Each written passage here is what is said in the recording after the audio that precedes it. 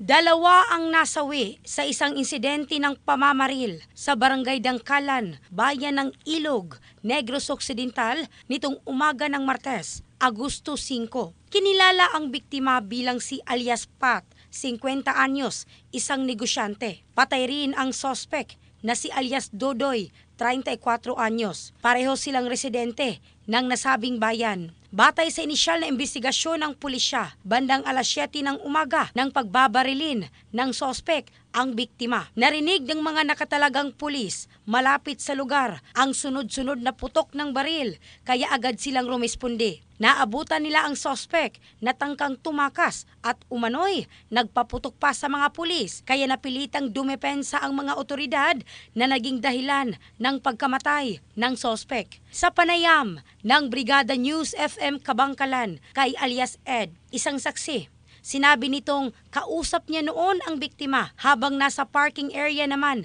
ang sospek. Nagkaroon umano ng habulan at palitan ng putok bago tuluyang bumagsak ang biktima malapit sa isang poste. Napag-alaman din na isang sibilyan ang nadamay sa insidente at kasalukuyang nagpapagaling sa ospital. Patuloy ang investigasyon ng mga otoridad, kabilang na ang land dispute bilang isa sa mga tinitingnang motibo sa krimen. In the heart of changing lives, ako si Michelle Craste ng Brigada News Philippines, the Music and News Authority.